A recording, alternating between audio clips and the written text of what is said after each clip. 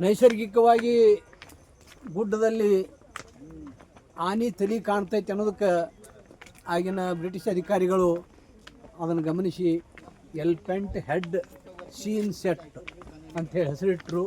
ಆ ಸ್ಥಳಕ್ಕೆ ಈಗ ನಾವು ಹೊಂಟೆವು. ಆ ಸ್ಥಳ ನೋಡೋದು ಅಂತಂದ್ರೆ ಒಂದು ಭಾಳ ಸಂತೋಷದ ಸಂಗತಿ.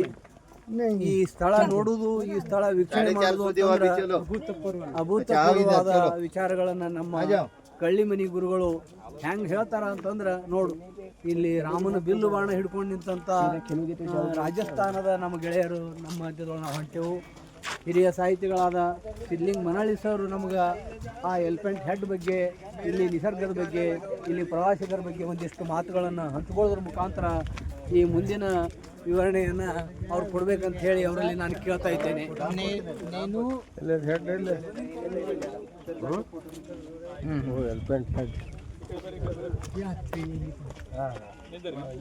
ಹೌದು, ನೋಡ್ತಾ ಇರ್ತೇವೆ ಇದನ್ನು ಭಾಳಷ್ಟು ಕಡೆ ನಾವು ಹೋಟೆಲ್ನೊಳಗೆ. ಎಲಿಫೆಂಟ್ ಹೆಡ್ ಅಲ್ಲ, ಎಲಿಫೆಂಟ್ ಸೊಂಡಿಲು. ಇದನ್ನು ನಾವು ಭಾಳ ಕಡೆ ದೊಡ್ಡ ದೊಡ್ಡ ಹೋಟೆಲ್ನಲ್ಲಿ, ಪ್ರವಾಸಿಗರ ಹೋಟೆಲ್ನಲ್ಲಿ ನೋಡ್ತಾ ಇರ್ತೇವೆ.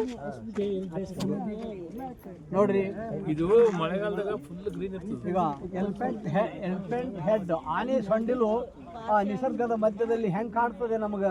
ದೇವರು ಆನೆಯನ್ನು ತಂದು ಇಲ್ಲಿ ನಿಲ್ಸಾನ ಏನೋ ಅನ್ನುವಂಥ ರೀತಿಯಲ್ಲಿ ಕಾಣ್ತದೆ.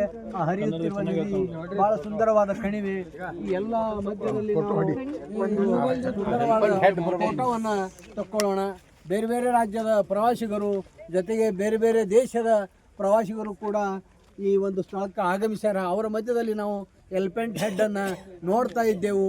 ಆ ಬಿಜಾಪುರದ ರಾಜಾಜಿನಗರದ ಗೆಳೆಯರ ಈ ಒಂದು ಗುಂಪು ಈ ಎಲಿಫೆಂಟ್ ಹೆಡ್ಡಿನ ಒಂದು ಪಾಯಿಂಟ್ನಲ್ಲಿ ನಿಂತು ಸುಂದರವಾದ ಚಿತ್ರವನ್ನು ಚಿತ್ರಿಸ್ಕೊಳ್ತಾ ಇದೆ. ನೋಡು, ರಾಜಸ್ಥಾನದ ಗೆಳೆಯರಲ್ಲಿ ಬಂದಾರ, ನೋಡ್ರಿ, ಆಂಧ್ರದ ಗೆಳೆಯರು ಬಂದಾರ.